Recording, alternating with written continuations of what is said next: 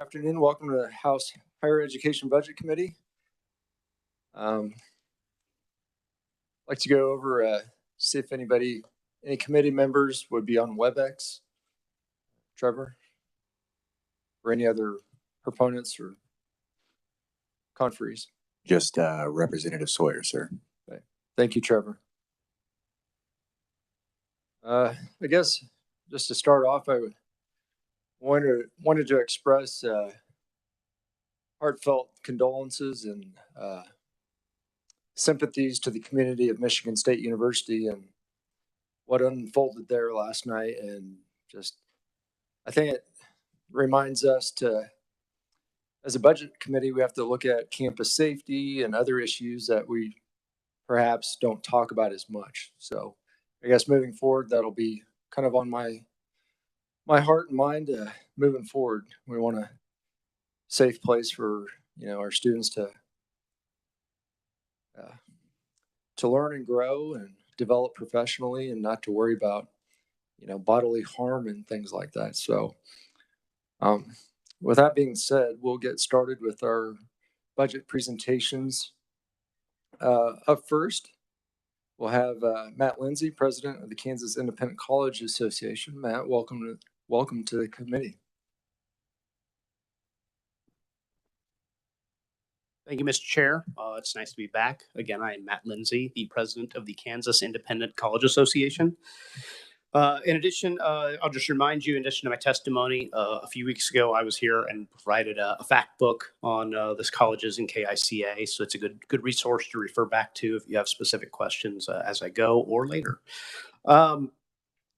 Let me do a quick reminder of who we are and some of the basic numbers for the KICA. So I work on behalf of the 20 accredited undergraduate degree colleges that are not-for-profit and based in Kansas. So we will use the word independent. That's the I in KICA. We'll use nonprofit. Sometimes you'll even hear private. In our case, this does not mean the for-profit institutions. This only means not-for-profit institutions. That distinction has important relevance, especially as we talk about the budget, because it characterizes our relationship to the state with almost no exceptions, and the exceptions being the ARPA COVID experience. We don't get currently any direct money from the state for what we do. We get money for student aid, but that is the only place where the state really has a funding interest in the work being done at KICA is through our students. Nonetheless, and despite the fact that we aren't governed or regulated or coordinated by the Board of Regents, we always seek to be cooperative and collaborative and look at how can we contribute and serve the best interests of the state and all of our students as they pursue all the varieties of higher ed and post-secondary credentials that they can find. Some quick numbers, reminder that we have about 12% of the college student population attending colleges at KICA. That's about 24,000 students. And our main physical campus enrollment is up 5% compared to last year, and 18% and change over the last 5 years. Given our mission, we have really invested a lot in the quality of face-to-face, in-person, sort of the traditional college experience, and that remains supremely important. It remains valued. People are coming to our schools because of that offering.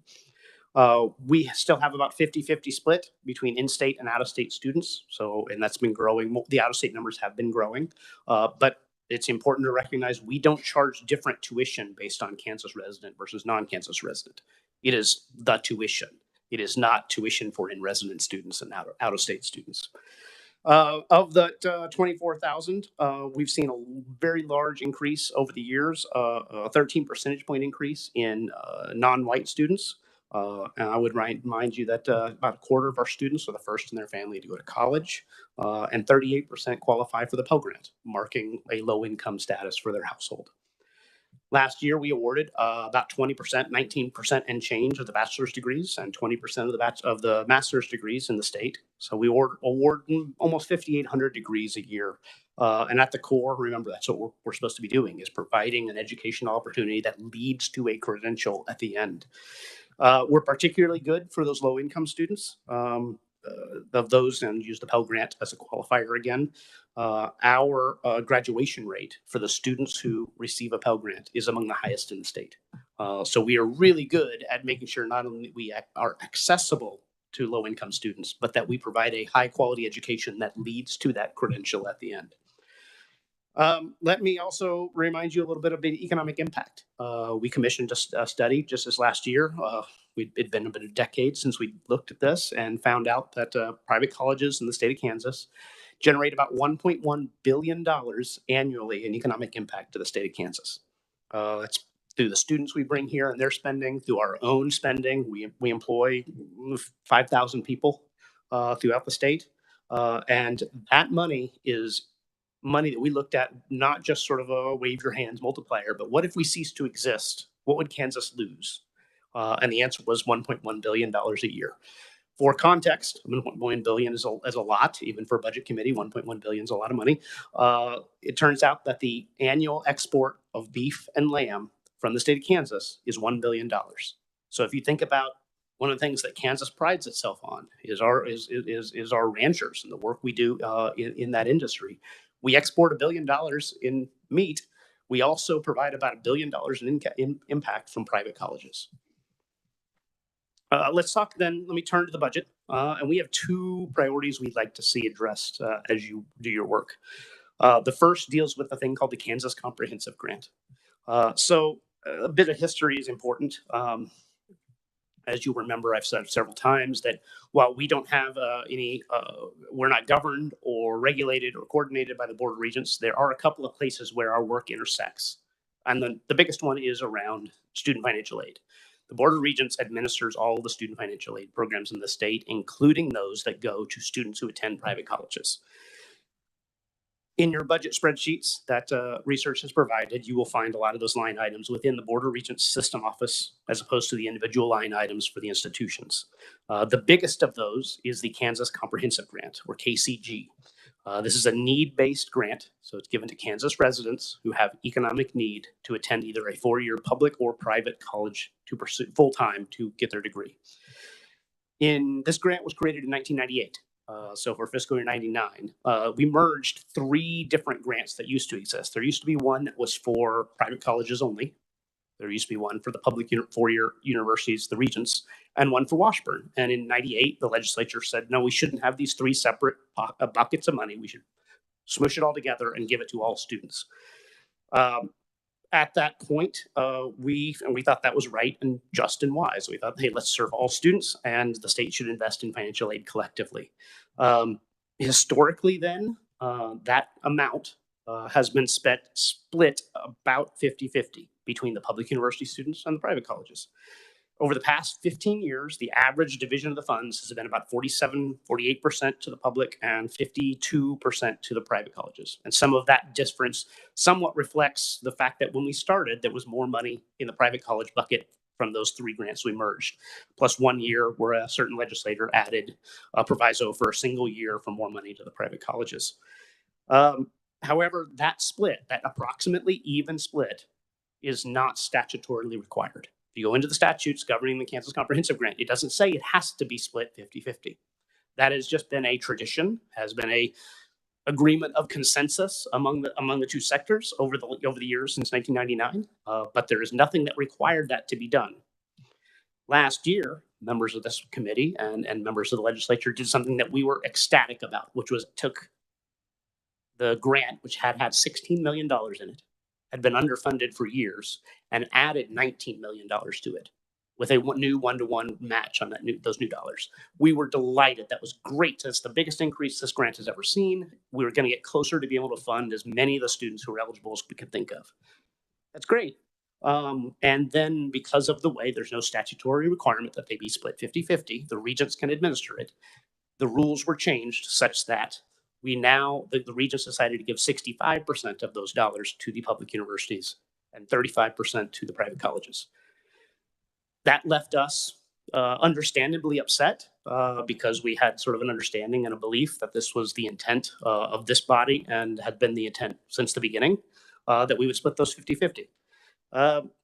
Also, we think this program is pretty efficient when it goes to our students. It turns out that those students who get this grant at a private college are 13 percentage points more likely to graduate on time than their peers. So we're pretty good with using that money at achieving the outcome the state wants. Moreover, of the $800 million the state spends in SGF on higher ed as a total, the comprehensive grant represents about 2% of the total spending. And of that 2%, now less than 1% goes to private colleges. So while we have 12% of the students, we provide 20% of the degrees, we're now getting even less than 1% of the money you were spending on higher ed. So we don't think we are asking very much to say this small sliver of what you do on higher ed budget should be split evenly between the two sectors. I think that summarizes some of the issues in the past, and I'll note that we are pretty good at enrolling Pell students. We're pretty proud at enrolling low-income students and graduating them on time. We're pretty sure that this money would serve more students at KICA, and roughly calculating this change that the Regents put in last year meant there was $4.8 million less for student aid to private college students than there would have been had we split it 50-50. So nearly $5 million would have gone to students who attend private colleges that didn't this year because of this decision.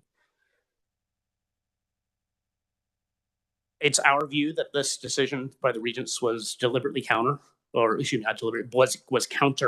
to the legislative intent. And our biggest priority is for this to be addressed and remedied moving forward. So we would request in the budget that a proviso be added that says on the comprehensive grant that the money be split 50-50 between the two sectors moving forward, and that the matching requirement be likewise be split evenly, that we should share the burdens and we should share the benefits together. I'm happy to provide specific language to that effect at the right time to those who are interested. And so happy to answer questions when we get to my end of my testimony here. The other piece of budget work that we'd like to ask, and you all heard me come talk about engineering a few weeks ago. We would ask that the committee add a proviso and add some money to support the private colleges who have engineering programs in parallel to the 3 schools that have the public universities that have engineering programs. So to remind you, Benedictine College has an accredited engineering program, 4 of them: mechanical, civil, chemical, and electrical. It is a smaller program than at KU, K-State, and Wichita State, but it is still extremely effective. And if the point of the engineering initiative is to get more engineers in Kansas, we should use every tool at our disposal, including the ones that private colleges can offer. Friends University will be fully accredited, ABET accredited this summer. They've already gotten sort of the advance notice, get ready. So we'll have 2 private colleges already up and running with engineering programs that we should support as well. So we would ask a second piece, which would be for this committee to add, we would hope $500,000 to support private colleges' engineering programs. And we would have to figure out how to divide those among those schools. And McPherson College has an engineering program that will be accredited in about 12 months. So we will have 3 pretty soon. But we'd like to start setting that precedent and moving forward with that. Again, happy to provide language at the appropriate time. I promised I would be quick, and so I have. I'm sorry, I forgot one piece on the engineering piece. The engineering initiative that we have is supported by ELARF, is supported by the gaming funding. Our request is not to use ELARF funding for the KICA schools, to use SGF. That's for a couple of reasons. One is we want to make clear our intent is not to have less funding for the Regents' work on engineering. They are doing amazing work too. This is not about how do we divide up an existing pie differently. We think we ought to add to this pie because there's more work to be done. We should use every tool at our disposal. The second part is, as you can imagine, I represent 19 Christian colleges. Some of them find gambling a little uncomfortable. As my Catholic schools say, they're great with it. They have bingo every weekend, and it's going to be fine. But several of my other schools say, no, we're not real comfortable with the gambling funding. So if you can use SGF to fund this effort, we would appreciate it. With that, I'm happy to close and answer questions. Thank you, Matt, for your testimony. Questions from the committee? Vice Chair Blue. Thank you, Mr. Chair.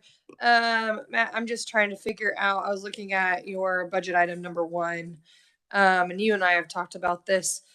So I took 35, it's 35 million total, correct? So I took 35, divided, and then multiplied it by 35% and got $12.25 million.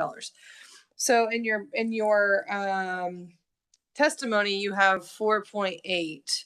So when I subtracted and did all my math, I I got 5.2 is what you guys, if it was 50-50 is what you guys should have received on top of. But then you have 4.8 here. So I'm just trying to, what number do you? 4.8 is closer, and I would say it's 35 million and change. It's like 35, 5, 6, 7. So I suspect that the difference is entirely driven by that slight rounding that you're discussing. I was just trying to figure out, because I definitely support you guys in this and want to make sure that the budget proviso that is offered is exactly what you guys would be willing. I mean, I'm willing to give you 5 million, but if you are wanting 48, then I understand. Much appreciated, but to be philosophically consistent here, I would say that the 4.8 is correct. Representative Woodard. Thank you, Mr. Chair. Matt, good to see you. And this will probably be something I'll reach out to the Regents or to get a little bit more information about the discussion around, clearly it was a very decisive vote for them with 8 voting in favor of this change and 1 voting against it. So I'd like a little bit more context from them of why they felt that was appropriate, especially since right now you have 12% of the student share, and the publics that have 88% of the student share. So I have a little bit of, concern about having such a significant increase for 12% versus continuing to provide, funding for our 88% of the student share. That's just a comment, and I'm sure we'll all talk more before we actually get to recommendations. My question is for item number 2. So I know that the current university engineering initiative is per graduate versus student enrollment, I believe. And so I know that you outlined that the Benedictine has 260 students. How many are they graduating each year? So my read of the current University Engineering Initiative, it is not a per graduate funding. It is $3.5 million each for Wichita State, KU, and K-State, not prorated by number of graduates. They have to report to you all by number of graduates, and maybe my information is incorrect. Well, that's what I'm asking. How many students are the independents graduating? At Benedictine, it's averaging, it's about 70 a year right now. Okay.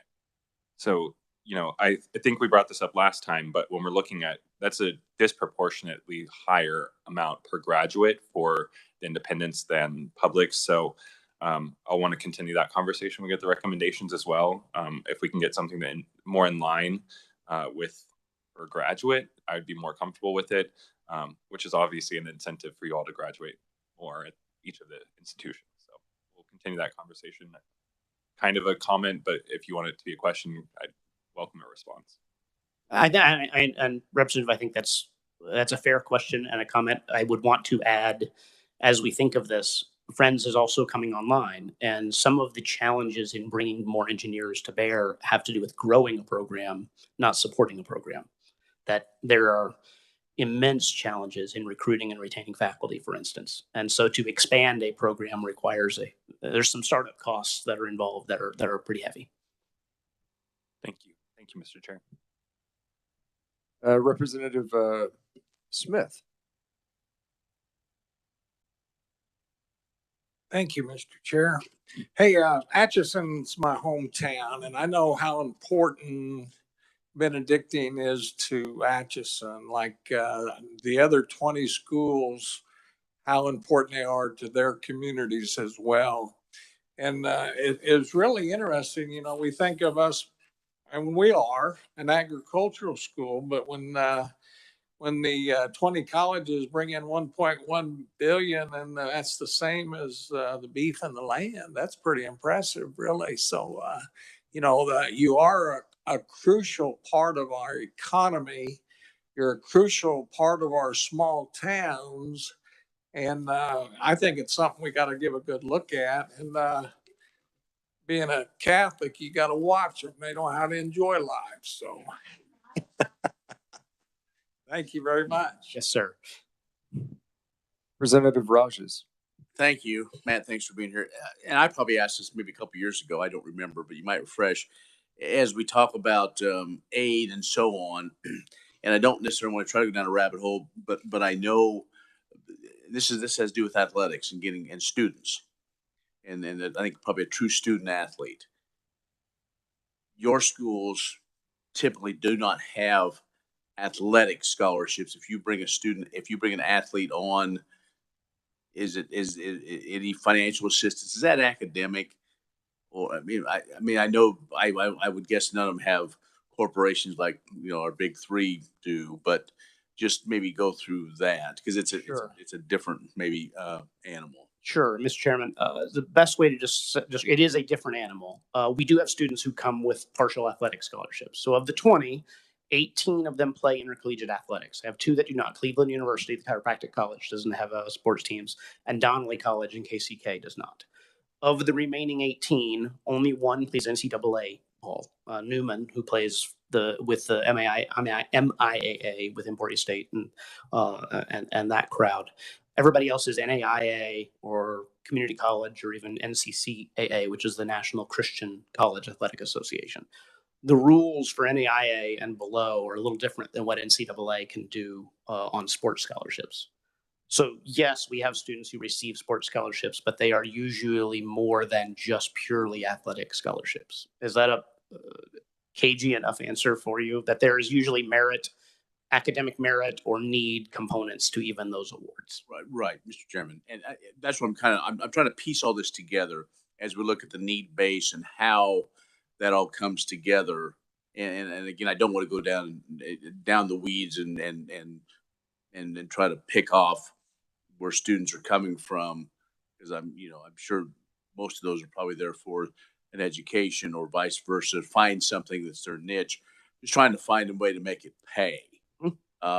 Different than say a Division I athlete who has, they're dealing with a whole other sense. And again, with the NCAA is different, but just in how this all pieces together, because the way probably you treat a student athlete may be a bit different. And that's not a knock on the D1s. It's just as we look at need base and others, many times, I got to be very careful because I don't want to paint a picture, but a lot of times, I don't know how many kids you have from Agri, Kansas. There's been a few that have played ball in these colleges, but just how it all pieces together as far as utilize that need basis, as I asked earlier, and all that's being used and so on. Yeah. And for us, that's a package. So yeah, the challenge and the world is different than what the D1 NCAA world has to navigate. The rules are pretty different too. We don't have near the sort of national burdens of compliance that they have as well.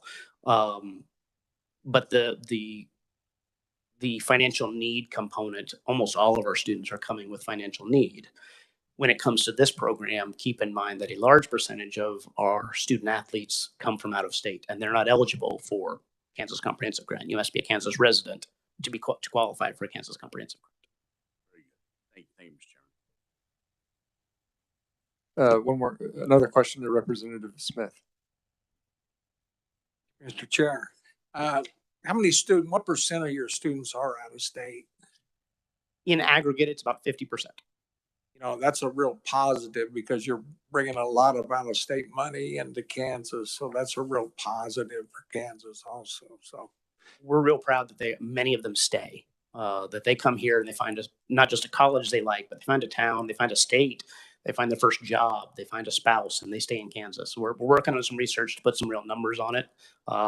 As you might imagine, all of you who are alums, I know there's at least one person here who's had to track down alumni to try to ask them for money. Alumni like to try to disappear often, so figuring out where they are can get a little tricky. You have any idea what percent stay after they graduate?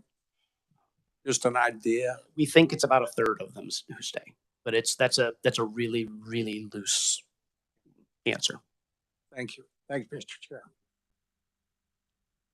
Thank you, Matt. I do have a few questions of my own. Just understanding the Kansas Comprehensive Grant Program, it's my understanding that there's a maximum amount that you can be awarded on an annual basis. And for state institutions, I believe it's $1,500, and the independent institutions, it's $3,500.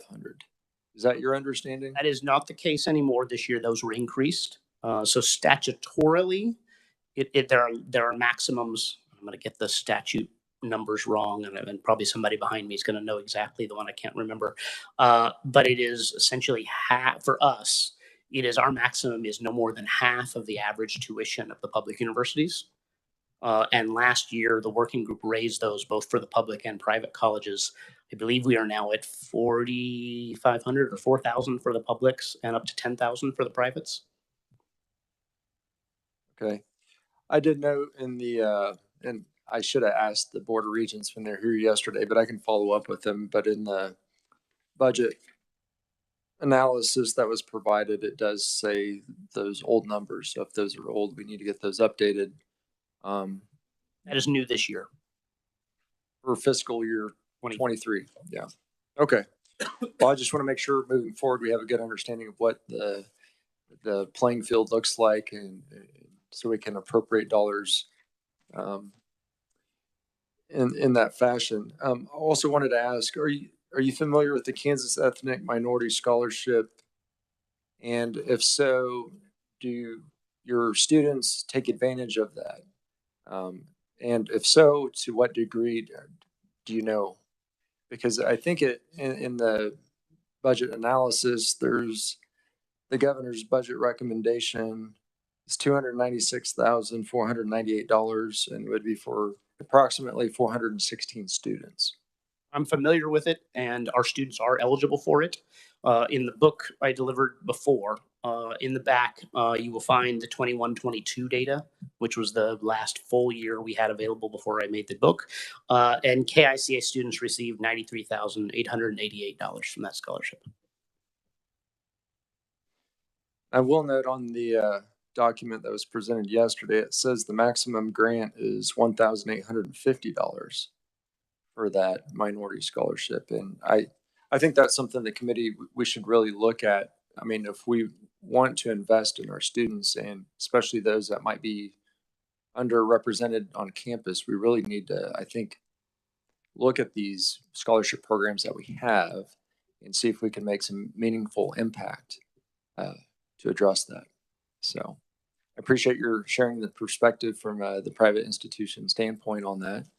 Are there any other questions from the committee? Any from Representative Sawyer online? I don't want to neglect not seeing you. No question, nothing. Thank you. Just let us know if you do.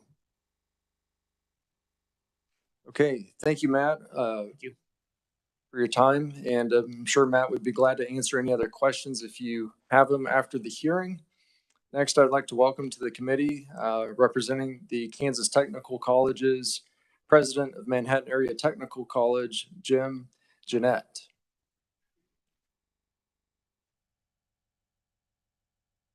Good afternoon. How you doing? Doing well.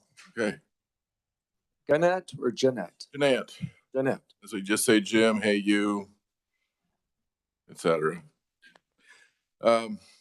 Pleasure again to talk to you about the Kansas Tech colleges and our performance. I really want to stress some of that today, as well as some of the resource issues.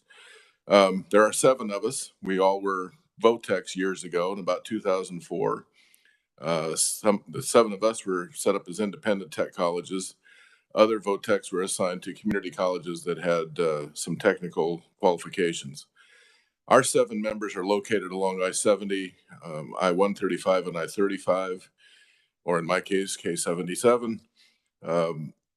So we're along some very key transportation hubs in the state. We don't have taxing authority. The good side on that is we don't have a lot of governance in the way, and we are very agile. When it comes to higher education, we do move faster than a glacier within the tech college movement. Other institutions don't have that luxury.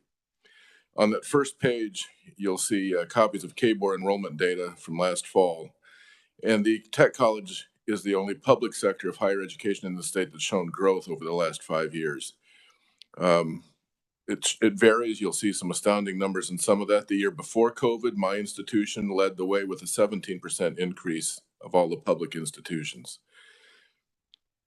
We also stay true to our mission, which is to provide skilled technical training for high wage, high demand, and or critical need occupations requiring less than a bachelor's degree. So as I explained, I was interviewed on one of the local TV stations this morning.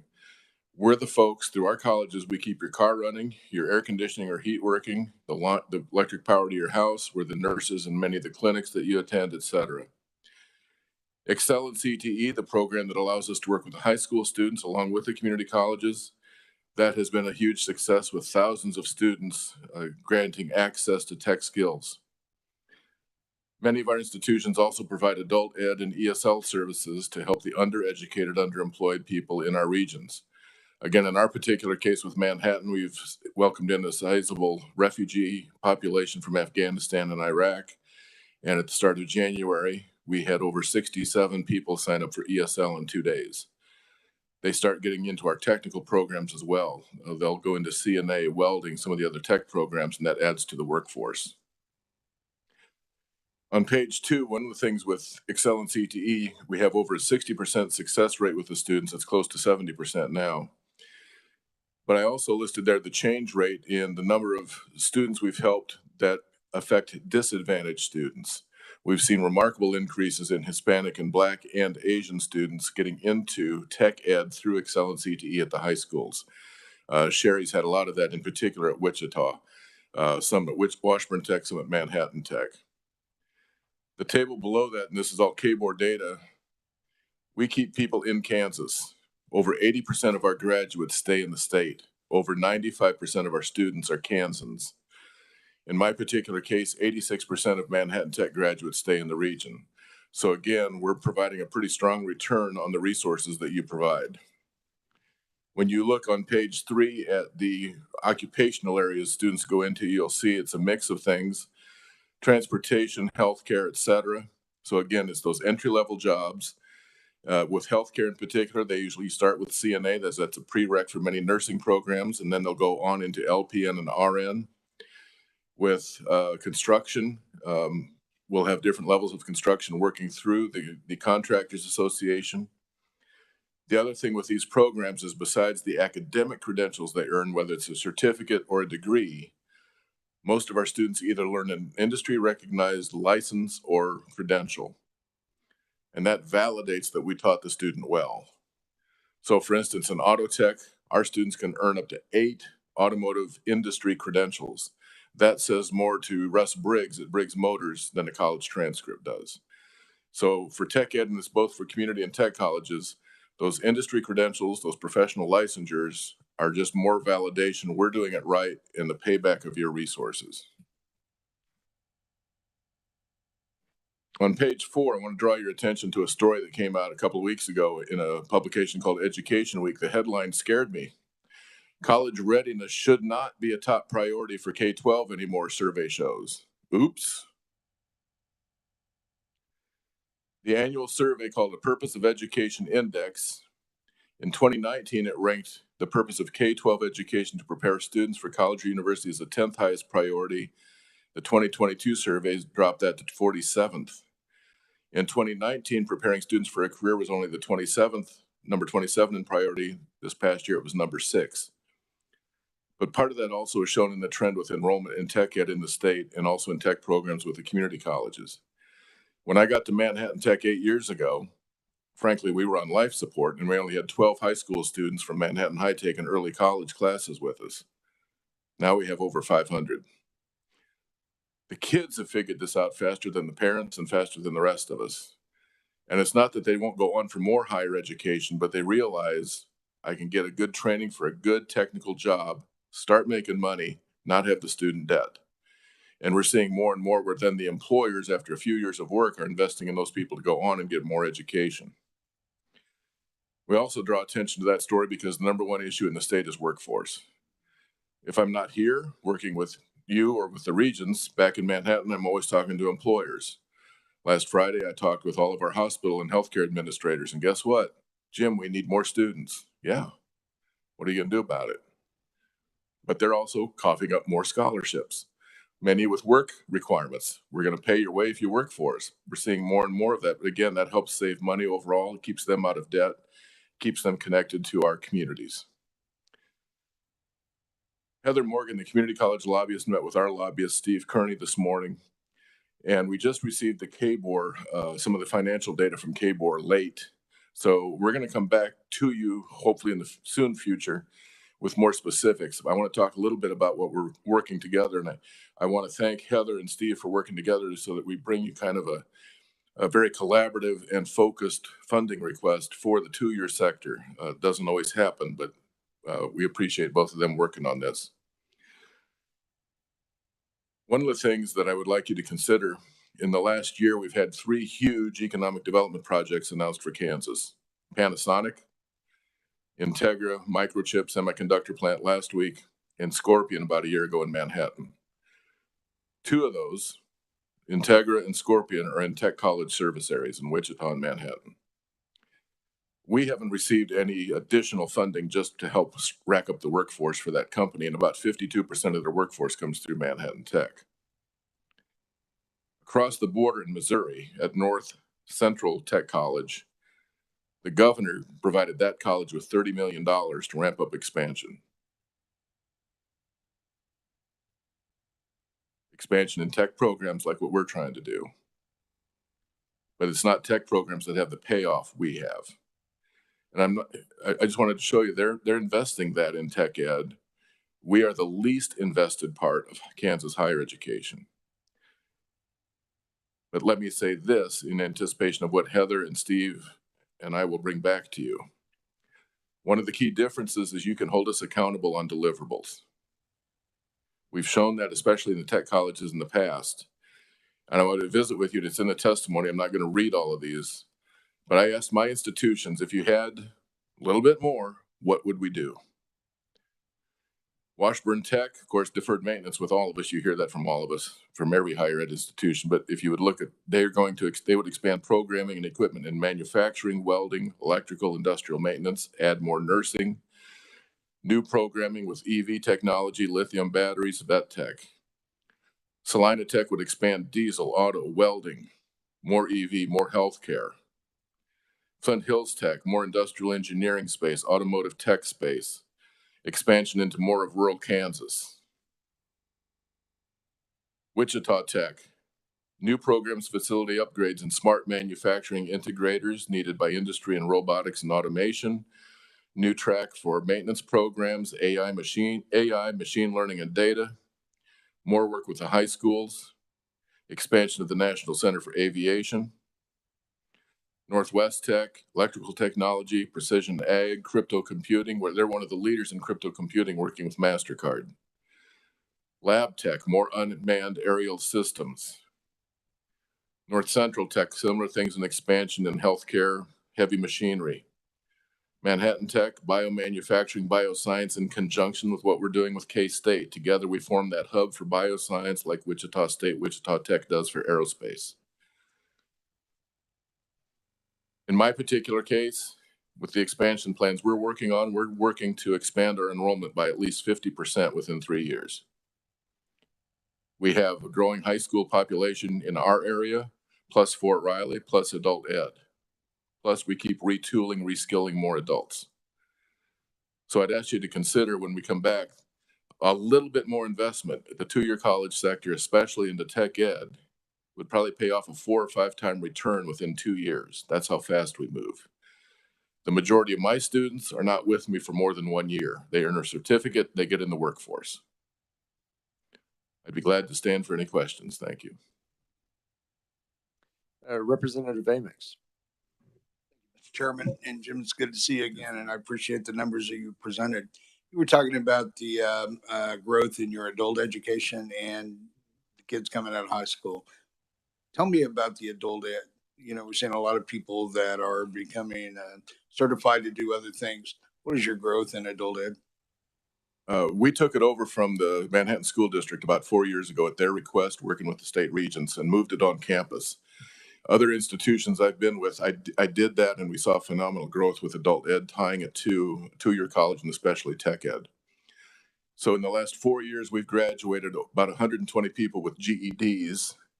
That's equal to about the total 10 years, the last 10 years the school district had it. So by having it on campus, getting them on our campus right away with our testing center, starting to look at our programs, the ESL component, That's just keeps magnifying by word of mouth, plus some special advertising. KBOR's been good at advertising about adult ed across the state. The employers in the area have engaged with that because, again, of workforce. What we found with some of the refugees is when they left their countries, they couldn't bring all their documents with them. Many of them were nurses, different technicians. So we're putting them through some retraining so they have the proper credentials. But many of the adult ed students also come in and they start. One of the cool things with both community and tech colleges, we help people be confident in learning. And they get that confidence that I can do this. And passing the GED test is not easy. It's easier to stay in high school and get through it. But so with that combination of confidence, we also tie a special advisor in our case to that program to help starting them to think about next steps. That's why we've seen growth in our other programs as well as adult ed.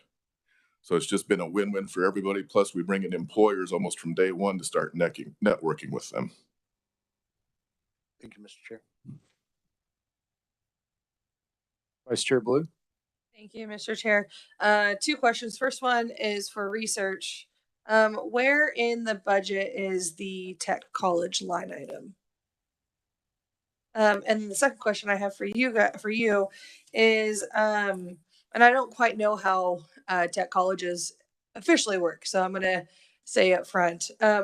Is your full-time equivalency, is it 12 hours, just 15 hours? 2-year colleges, it's 15 credit hours. For universities or 4-year colleges, it's 12. Okay. Because I was just looking at your first page, and which kind of made me wonder too. Do you know why? And you said you pulled these charts from last fall's KBOR enrollment, 20th day enrollment. It's a snapshot. It's not final numbers. Is there a reason why Washburn is not on there?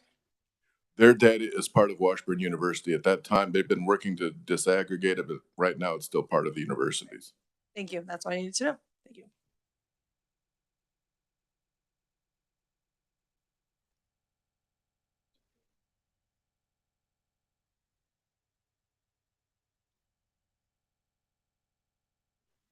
Representative Smith. Thank you, Mr. Chair. Thank you for your work. I'm impressed. And on the very front page, it talks about, let's see, commercial certificate. Let's see.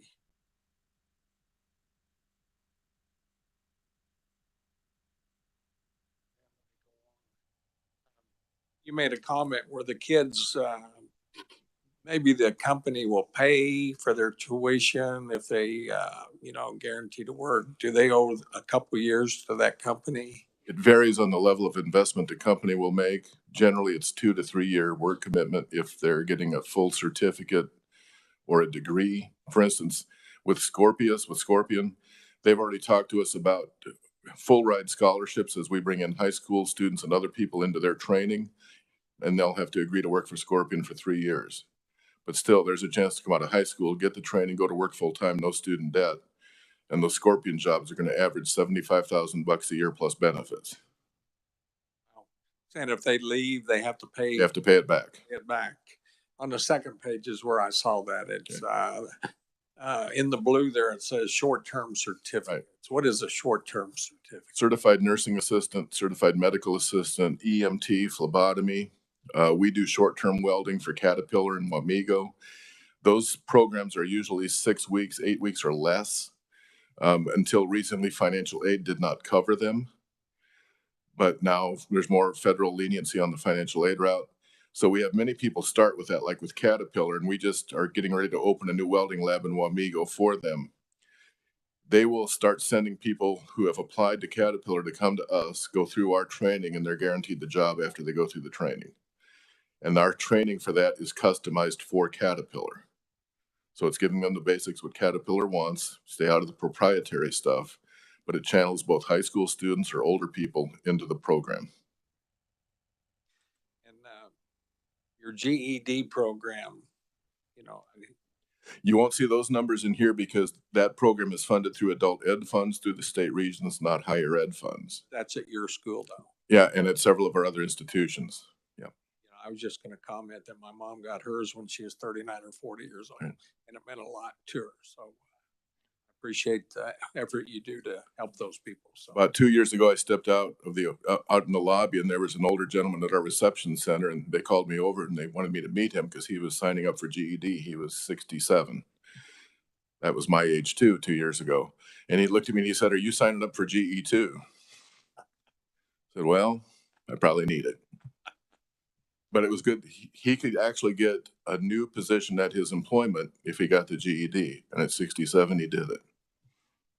thank you, Mr. Chair. Thank you.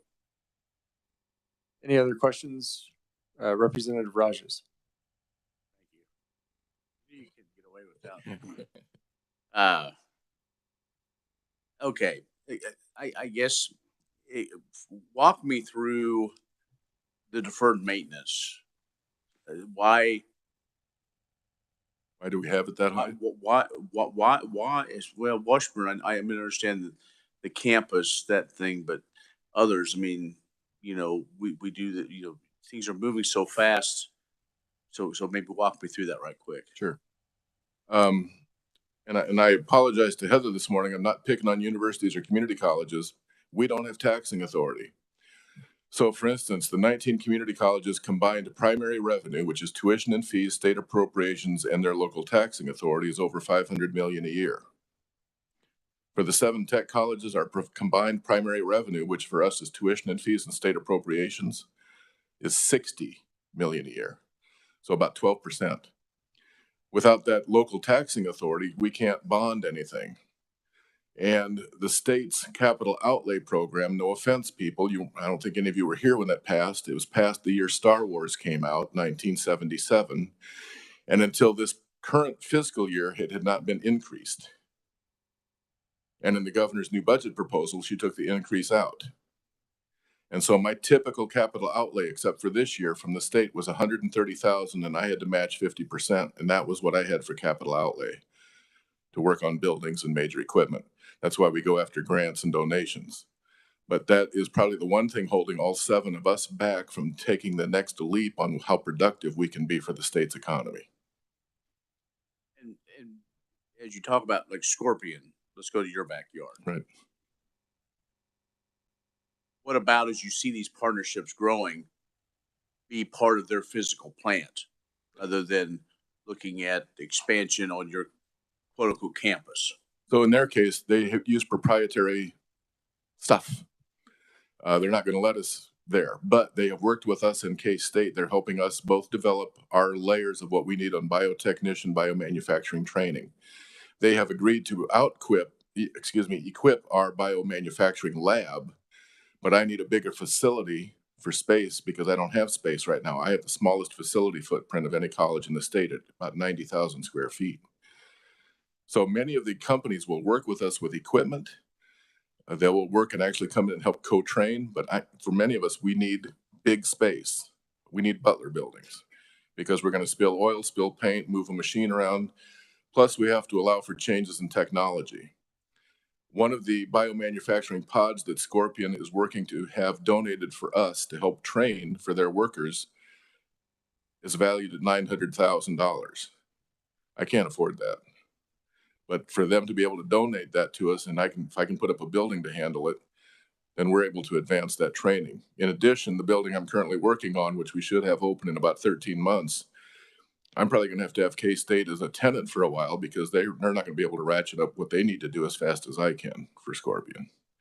So the good news with Scorpion, it was based on collaboration from Manhattan. It's helping put more collaboration between us and K-State.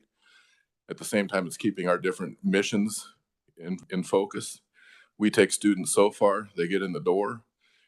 K-State's program works with the research and the scientific end more than we do. But it's that combination. You've seen it at Wichita State, Wichita Tech. That's what drives a lot of these major economic breakthroughs. Chairman, about the elephant in the room, you're speaking for all tech schools. Yeah. North Central, Northwest going in with Fort Hays. Any thoughts? So I know they're going to be discussing that soon in a hearing, and I will tell you what I know. And if you looked at the press release, they're doing it for both demographic reasons and economic development. And demographics, as you know, in Western Kansas is not always positive. Their sharing of resources, their sharing of strategy and efforts. They're still autonomous organizations, much like Wichita Tech is, only Sherry is a contractual employee with Wichita State.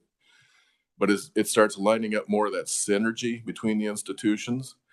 If you've been in higher ed like I've been for 40 some years, the biggest problem with the universities and the tech colleges is getting them to see us as equal in terms of we have the same accreditation.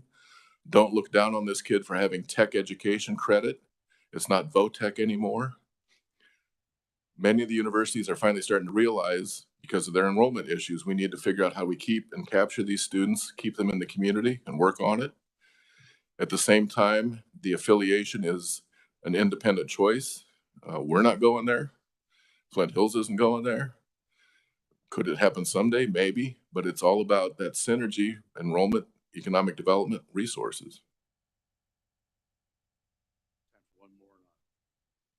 You may. Sorry, I just there's a lot of things to digest, and I don't know if we get another chance. So what you said earlier, just got the numbers from KBOR as far as all the things we worked on last year and kind of get to this point. I know in one of the proposals, and you mentioned it earlier, about basically CapEx money for the 7 institutions. Is that going to come now, or is you going to wait with the bigger ask as you look at this collaboration with the community colleges, or what? And I have a kind of a side note after that. So if you want to answer that question, I'm sorry, but after this morning's meeting, I think we're going to try to come at you collaboratively to show here's the impact working together would have. But it does allow the tech colleges to move forward with what we need. Last question. Thank you, Mr. Chairman, for your indulgence. You talked about that, if that possibility, that $900,000 piece of equipment, how does that show up on the bottom line, on your bottom line, as far as simply as an asset, or how does that piece together? We have our own independent foundation at the college. We would accept it through that so that Scorpion could have advantage of any potential PACs or the vendor that works with them. Then it moves from our foundation into the college as an asset.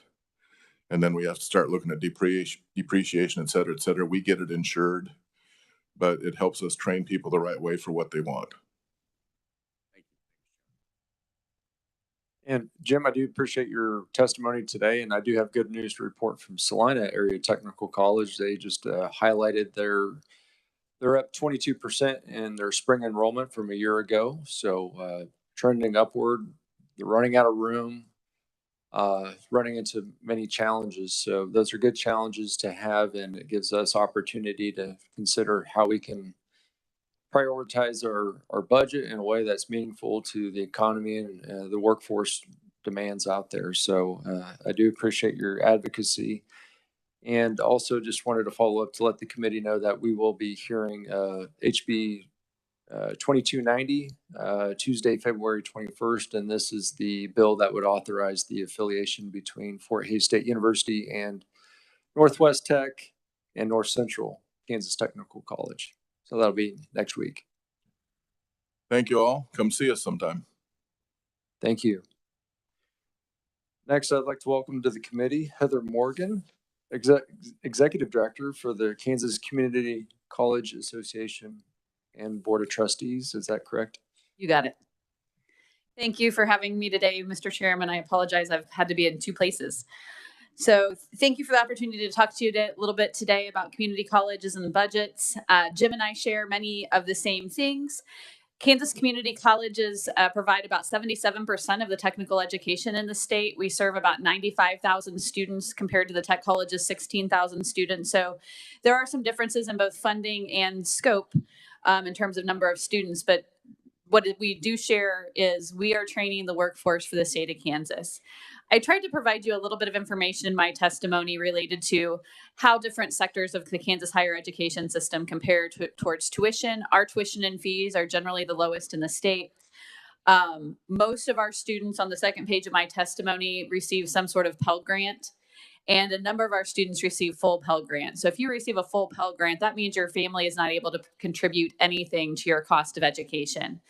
So when you think about how does federal Pell Grants interact with the Kansas Promise Act, if you get a full Pell Grant, you're not going to qualify for the Kansas Promise Act because you'll have no unmet need. So the Promise Act really is targeted for those students whose families maybe make a little bit too much to qualify for Pell, but their family isn't in a position to severely or significantly contribute to their education. You can see that both demographics and geography play a difference in who gets what for financial aid. But I just want to continue to thank you for the Promise Act. That has been transformational. The Promise Act was the first 2-year state scholarship in the state. And we are seeing phenomenal results in just hearing stories of Kansans taking advantage of that scholarship and then living and working in the state for 2 years. On the next page of my testimony, I broke out the percentage of high school students served. So one of the differences between the community and technical colleges and also the Regents universities is generally community college students are a little bit older. Our average age is about 24. The tech colleges serve a little bit bigger percentage of high school students than we do, but we both serve a number of high school students through Senate Bill 155, otherwise known as Excel and CTE. I don't know if it was this committee, but I've had some new people going to look for Senate Bill 155, and it was like back 10 years ago now. So no one go look for Senate Bill 155. The Senate Bill 155 program provides full funding for high school students' tuition. What is not covered is fees and supplies, and so sometimes we get we take it out of the college's pockets, or we try to work with K-12 because it is a real situation where there could be a student who wants to take a Senate Bill 155 class, and if they can't afford the steel-toed boots, they can't take the class. So we try to work with our K-12 partners in that, and also business and industry. Kansas Community College enrollment has been down the last few years, and I'll give you a couple of reasons why. One of the reasons is the economy has gotten hotter. We have seen students going back to the workforce and not taking classes. But the other thing is we've seen a lot of industry who are really focused on, as Jim was saying, they want to see the skill. They don't necessarily care about what's on their academic transcript. So for example, Johnson County Community College has 20,000 students. They have an additional 16,000 students who are in their non-credit customized training programs, working directly with business and industry. So whether it be Imperial Beef out in Garden City or various companies in Kansas City, we are doing that customized training that they need to be successful. We also have the same problem as Jim, is our students are getting hired before they finish. So that's great for the Kansas economy, not so good for completion rates sometimes, as the employers are hiring them as soon as they have the skills to be successful. We also do a tremendous amount of dual and concurrent enrollment in the 2-year sector, and I put the number of classes and the various types of classes high school students are taking. In addition to the technical colleges, we are also doing adult basic education and GED completion. One of the things that we've seen across the board is we are receiving students who are less prepared to academically succeed in the classroom. And so we are putting into place some new remediation models like co-requisite remediation and tutoring to get them up to speed to be able to be academically successful. That does cost some extra money and extra time and resources at our colleges, but that's what we're facing today. If you keep moving along, you can see how many Senate Bill 155 students we have served. There was a dip during the pandemic. That's back up. Our budget request is to continue to fully fund Senate Bill 155. It's been kind of an on again, off again. Last year, you all made a tremendous step in getting that fully funded. And once we look at the numbers, we hope that continues to be so. One of the things that Jim mentioned is sometimes community or technical colleges are looked down upon by state universities. One of the things we're really proud about is our transfer students from Kansas community colleges actually have a higher GPA than native students. So our students are getting prepared, getting up to speed, and ready to be successful when they transfer to the state universities. I mentioned that we're doing 77% of the tech ed in the state. I thought it would be interesting to break out at each institution what percentage of their education is tech ed. So you can see there is a tremendous amount of transfer programs. Just like the technical college have some gen ed classes, we have a percentage of our students who are tech ed. We have a percentage of our students who are transferring and going on to complete that bachelor's degree. One of the things we've been really focused on in the last few years is trying to keep those transfer students in Kansas and easing the transfer between our colleges and others.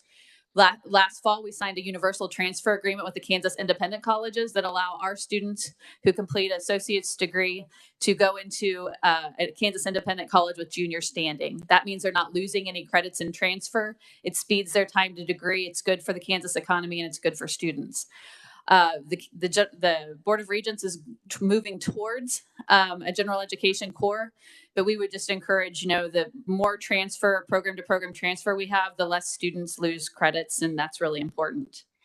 I also included in your testimony just an example of the number of students we're serving in the different technical education programs and what their average wages are exited employed. We do receive 36% of our funding from county and local appropriations, just for the benefit of those who haven't served on this committee. A long time ago, each county received funding, basically paid for the number of community college students from their county towards community college education. Now the taxing district, so wherever the home county is of the college, we have a locally elected board who also has taxing authority. Because of that taxing authority, we get 1/3 funding from the state cost model for our in-district students and 2/3 for our out-district students. You can see that the state appropriation makes about 20% of our funding, and tuition and fees about 15%. You can also see on our expenditures there, we're spending 33% on instruction and about 17% on instructional support. When you think about the remediation that we're doing and supporting students to be successful, that's where those costs would be accounted for. I wanted to include some headlines. I couldn't possibly stand up here and do justice to 19 institutions in 10 minutes. So I just included a few headlines that have happened at our community colleges in the last 3 months.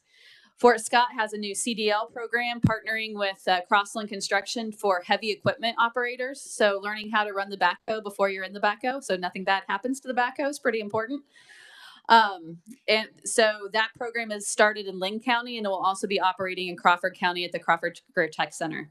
Colby is broken down on a new agriculture building. Dodge City Community College construction students are working hard with local builders and building houses. We've heard a lot about Scorpion, Panasonic, and the new Wichita project. Last year at this time, Hillmar was all the rage.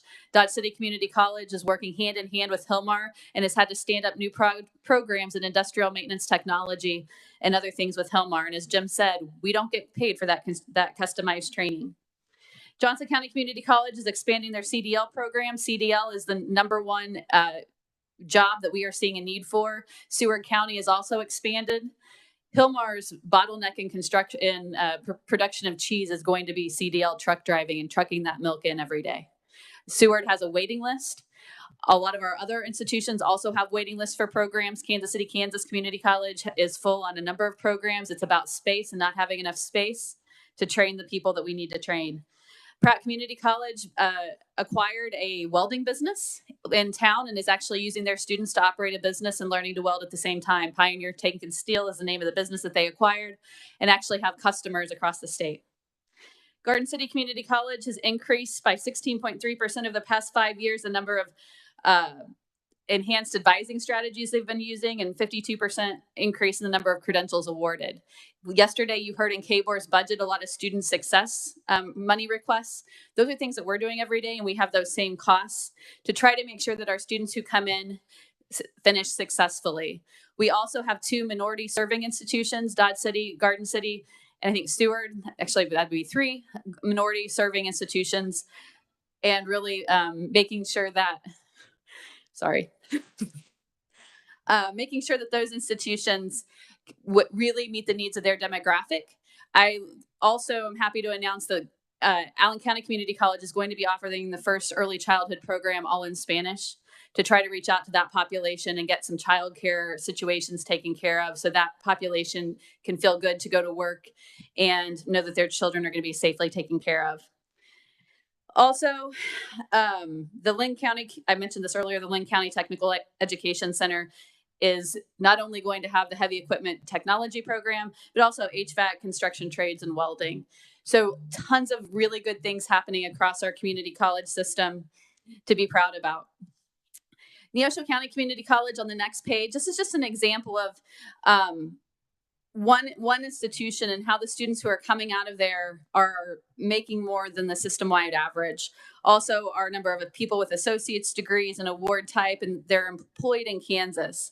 So in 2021, you can see in Neosho County Community College, about 70% of their graduates with an associate degree are living in Kansas. If you look at where Kansas community colleges are located, we have a number that border another state. So sometimes a Kansan will go and work just across the border in Oklahoma or in Colorado or in New Mexico, one of those things. So that does hurt our numbers a little bit. I also included some testimony that I gave to the workforce committee this summer.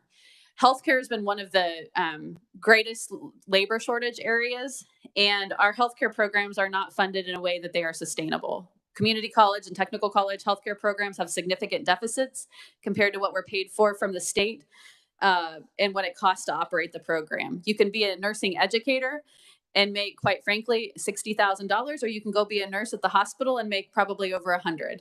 And so it's very difficult to find nurse educators. Finding those quality faculty are really important. I also included a spreadsheet about the Kansas Promise Act and then some suggestions we gave the committee this summer. As Jim said, we just got our budget spreadsheet yesterday related to our tiered and non-tiered formula. We'll be coming back to you with some suggestions, but I did include what we requested in our budget initially and wanted to touch on just a couple of those things, one being cybersecurity. We asked for $13 million in cybersecurity. Last year, you all made the initial investment in some cybersecurity money from the universities, but the two-year sector was left out of that. We would request $500,000 per institution for cybersecurity. I will tell you that Garden City Community College and Seward County Community College are having to move all of their IT stuff online because they can't get cybersecurity insurance if they don't. The cost of doing that is over $1 million per institution. So we are connected to the state systems, and colleges are high for hacks. We have had some issues, so we really need some money per institution for cybersecurity. Also, just wanted to highlight some money to make sure that the investments that we're making in Senate Bill 155 are the most effective possible, and that the dual concurrent enrollment classes make sense and help people not only get a start on college, but finish. One of the things that I say frequently is we need less explorers and more completers. So if you're taking a welding class and you take the first class and second class, but you don't sit for that certificate, what have we accomplished? The student can say that they took the class, but they can't prove it to industry. And I know that the House Education Committee is also working on that issue. The only other thing I wanted to mention was capital outlay. Thank you last year for increasing capital outlay. Would ask you to restore the governor's budget cut of the enhancement last year for capital outlay. I'll echo Jim. I've never seen Star Wars, so I don't know if it came out that year or not. But a long time, last year was the first time in a long time there's been additional money for capital outlay. 9 community colleges receive that, 10 don't. Our 10 colleges who do not receive capital outlay would like to get some capital outlay money so that the capital outlay that is training the workforce for the entire state is not borne on the backs of those 18 county taxpayers. With that, I'm happy to stand for questions. Thank you, Heather. Representative Fairchild. Thank you, Mr. Chairman. As far as the governor's overall request, it looks like it's 2.7 million. Do you know what percentage increase would that be from last year? I don't know, but very small. In terms of, we get about, what was it? We had these numbers this morning. I think it was 62 million for tiered, and it's over 100 million total for tiered and non-tiered combined. Infinitesimal compared to the cost for those who are listening online. Vice Chair Blue. Thank you, Mr. Chair. I have a couple questions. One, I still have the Legislative Task Force on Community and Technical Funding. I know you just got the gap spreadsheet yesterday. Do you know if everything that you guys discussed this summer is on there, such as the 3-year rolling average? And yeah, the spreadsheet that we received yesterday did not have the 3-year rolling average. That would be one of the things that we need to make sure is in there by proviso. I calculated overnight, but I'm not 100% certain because I had to kind of rush to get it calculated, but that is one of the things we still need to work on. And to follow up, I'm just kind of curious. I'm new to all this. Do you have any idea what took so long to get the gap spreadsheet, or with the process of how that works, how you guys, especially, I'm just thinking we're on week 6 of the legislature, week 7, and you guys are just now getting this? The process is complicated. the inputs KBOR figures, but one of the pieces of input that I know that they were waiting on was something called a cost study that is housed at Johnson County Community College, but has nothing to do with Johnson County Community College. Not all of our Kansas institutions participate in that, but that piece of data seemed to be later than normal this year. And it is problematic when it comes this late in the session because you haven't had a chance to review, and neither have we. Thank you, Vice Chair. Representative Fairchild. Thank you, Mr. Chairman. Just one additional question when I'm looking at this on the capital outlay. So the community college request is 3.8 million, and then the governor's recommendation is a negative 3.8 million. And so does that mean that you're requesting 3.8 million beyond what you requested last year, and then the governor is requesting a cut of 3.8 million? Very good question. So the governor's bill as introduced, the budget bill, is what the governor recommends. So the governor recommended the $3.8 million cut. So if you want to restore the cut to last year, which would be no new funding from last year, but restore the cut, you'll have to add that money back into the budget because the governor's budget did not recommend that 3.8 million. But if we just added that back in, then it would just, then the request would be 0 and not 3.8. Correct. Yeah. Yes. But if you do nothing, it'll be negative 3.8 for our colleges and the 2-year sector. Representative Smith. Thank you, Mr. Chair. Young lady, you were mentioning the kids might take welding 1, welding 2, then some company wants them or they're off. And they don't understand the importance of hanging in there and getting that license. How many kids will you lose in that way? Way too many. For a couple reasons. One is sometimes the students don't understand what the value of that industry credential is because they're in high school and they just don't understand. The other issue we sometimes run into is that they can't afford to take the test. There's a cost to some of these tests, and for a kid who's on free and reduced lunch, $5 is too much. And so there is another bill over across the hall that's working on that issue this year. But if we had if we could train counselors better, counselors have become social workers in K-12. There's very few people who are just working on academics now. If we could amplify the effect and help high school counselors understand this is the course sequence you should take, and then let's all wrap around that kid and figure out a way to get it paid for, whether it's a school's foundation, our foundation, go to business and industry. That's what we got to do a better job of to make sure that they do get that certificate. One of the things about community colleges is at Hutchinson Community College, they have a physical therapy assistant program. Every single person in that program already has a bachelor's degree. So sometimes somebody has a bachelor's degree in health science and they come back and get that technical education to go into that specific field. It's kind of like that. Maybe the person didn't know that I needed this exact credential and they think I'm going to get a bachelor's degree. But if the bachelor's degree doesn't work out, if they had that welding certificate, they could go to work and weld. I have a couple of daughters that are counselors in high school, and do they ever have in-service where you would go and for all the counselors in the whole area to show up and listen to what you're saying? Well, President Janot and I have been talking about that very thing, and we think that needs to happen. I think it needs to happen also. And one more question, if I could.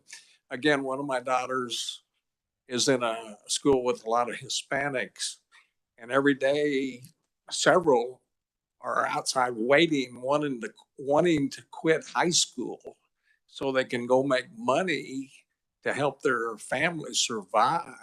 And that's kind of sad that, you really appreciate their attitude that they want to make money for their family, but they got to realize, hey, if you hang in there, maybe you can make a little more for your family later on. So yeah, that's a hard decision when you're in the tyranny of the moment. The other thing is our students are about 80% part-time. Most of our students are not taking a full load of classes. They are earning and learning or taking care of their little brothers and sisters or things like that. And so that's one of the realities that we often face is when somebody drops out, we ask, why are you not coming back?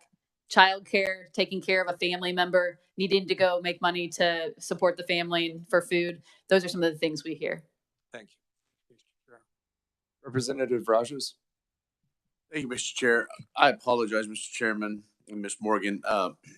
See, today's a day I believe that tomorrow candy will be cheaper, so I'll pay my fine. I thought it was on vibrate. I do apologize.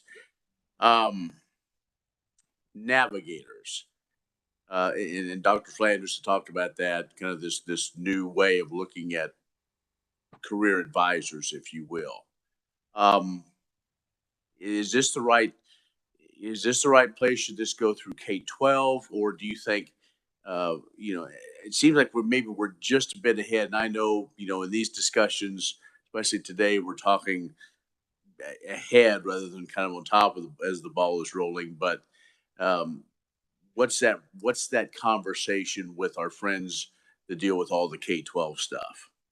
So both President John and I serve on a number of boards, including the Governor's Education Council and a subcommittee working with K-12 superintendents on this issue. I think it's a partnership. It's a handshake. One of the things that it's impossible for K-12 counselors to know, for example, is if a student wants to go into nursing, if they don't take 4 years of math, they're probably not going to succeed in nursing.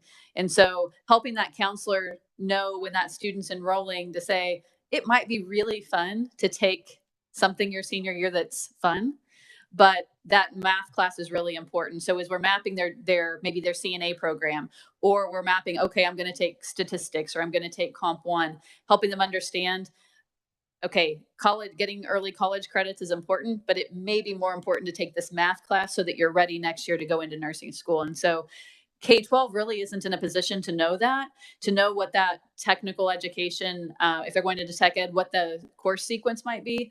But also, if they're wanting to be successful in a bachelor's degree, we think we're better positioned. I think any way we can streamline and not duplicate is important. So this is just an idea of one position per college to be able to do a little bit of that advising and working with the schools in their service areas. The governor funded. Real good question. I'm not sure. Well, I mean, Mr. Chairman, it seems we're all kind of talking about it, but it doesn't seem to be a priority. And so, not to say that it can't be, but we've done a lot over the last few years in trying to add all this up to try and make everybody as whole as we can. Talk a little bit on this list. I know you haven't come back with your request, but these are some things that you brought up. Someone to bring it up on the faculty salaries. And I'm assuming that, of course, its institution has their own structure, but community colleges are different. Excuse me, than some. So, what's the idea there? I mean, is it the STEM teachers? Is it those new emerging technologies that we need to pay them more to get them? Or can you explain that a little? Yeah, thank you for asking. So we do have salary schedules at each of our colleges. We are still under the tenure statute. We're the only part of K-12 of education that's still under that. And so we have negotiated agreements. Our people are represented by KNEA and others. But what we're talking about is really a narrow band that is more the technical education people, the people in emerging fields, the people in healthcare. And many of our negotiated agreements, and I would say most, have a now a clause that says if you're in one of these special things that you can get more pay, because we're never going to find a nursing faculty if they stay on the regular faculty schedule. Thank you, Heather. I did have a question regarding cybersecurity. Is there any for cybersecurity insurance for your institutions? Do they go in together on some sort of a policy agreement, such as the Midwest Higher Education Compact, where they can get a reduced cost and benefit to their members? They look at, we don't have anything formal in place, but they do look at MEC and some other cooperative purchasing agreements to try to get the lowest cost. We also, one of our former presidents here, used to be at Seward County, had a front page news for over a week cybersecurity incident last year up at a college in Illinois where he's now the president. And after they went through that process, we've had him debrief our colleges, and we learned a lot of things that we needed to do better before something like that happens to us. And one of them is not only cybersecurity insurance, but if there is an issue, you have to know how to negotiate to get things back in the correct way. So some consultants related to cybersecurity. So it's not only the insurance, but trying to mitigate losses when bad things happen. Thank you, Heather. And another question. I know some of the community colleges have multiple campuses in different counties. How does that work in terms of funding? I know years ago, and I'm not sure if it's still the case, Cloud County would have a campus there in Gary County in Junction City. You would have, I think Barton County even had some office space up at Fort Riley and things like that. So how does that work in terms of satellite campuses? Great question. So community and technical colleges have service areas. A little bit of some service areas do overlap. So Cloud is a great example. Cloud and Manhattan Tech share Gary County. Cloud does have a campus there. Specifically, they're focused on two things right now. Primarily nursing. They've just started a nursing program, and then welding as well. But Barton County is on Fort Riley because the military gets to choose their provider of choice, and Barton is their provider of choice. So Barton's not really operating outside of Fort Riley. They would have to get permission from the colleges that is their service area to do that. A better example might be Butler County has a satellite campus in Council Grove. And the way that it's funded is if they serve students who are not from Butler County, they're going to get 2/3 state funding. Most of our colleges try really hard to make sure that the local taxing dollars stay supporting the taxing district. And so a campus like that, if there's office space, would have to support itself. Hutchinson has office, I won't say office space, but classrooms and technical education, both in Newton and in McPherson. So multiple of our colleges do have maybe a satellite location. And I can just tell you that one of our colleges is looking at closing a satellite location because it doesn't make economic sense. And so they're always sort of doing the cost benefit analysis of, does this make sense? Thank you, Heather. And I learned this morning in appropriations, is my first report out day. So they can be pretty tough. So I want to be prepared going into it. I think March 9th will be the date that's scheduled for higher education budget, and that's everything. So it's going to be a lot of information, a lot of things I'll have to have resources at hand, and I certainly have a good support staff to do that. But one of the questions that will come up for career and technical education, there is a concern by some members that institutions are double dipping somehow. Perhaps local school districts, they get money per pupil to have that student in the classroom. They're at their high school, but then there's also money coming that would help supplement them in career and technical education. So I'm just commenting that's a concern, and I would be glad to visit with you. If you'd like to comment on it now, that'd be fine. If not, we could do that offline too. So I've heard that too. Well, I will say that the way it works for K-12 is they get the headcount funding 1.0. Then if the student is in a career tech ed pathway, they're going to get an extra 0.5. The students who we serve through either dual concurrent or Senate Bill 155, we're not getting any of that money generally from K-12. There are agreements we have in place. Our presidents would argue it's a matter of timing. You're either paying for the course now or you're paying for it later. I think that is one of the things that I repeatedly hear in various places that's a concern. But we aren't getting the K-12 money directly. If there's some sort of agreement that the school district's going to pay for the college tuition, that's one thing. Could there be better collaboration, coordination? Yes. I don't have an answer to the underlying concern. I don't know if Jim would want to comment on that. If not, you don't have to, but if you had anything to add, you're welcome to.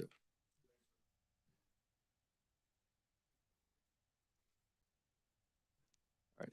Thank you. Just wanted to let you know, because that is something that will come up whenever I go there. And so just want to got to get my helmet on and go in there to do battle. So one other thing that Representative Rogers brought up that I don't think I addressed enough in yours, yes, you need your helmet, we recall last year, is we are all still committed to the recentering, to the 50% cuts. And so I'll make that clear. I don't know if we said it enough, but it was not pleasant last year in appropriations, and we want to avoid that again. Thank you.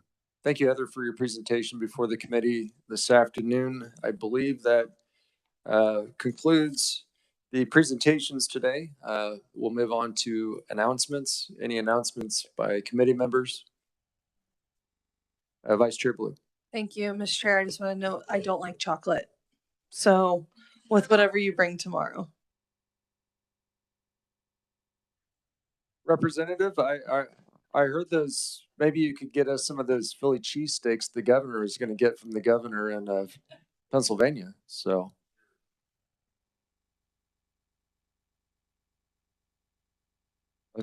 With that being said, we'll meet again tomorrow at 1:30 for a budget presentation by Washburn University, as well as a bill hearing. Do you have the bill number, Representative Wassinger? 2375. So HB 2375. It's posted online, and that has to do with online education as it relates to social work. So we'll be hearing about that tomorrow.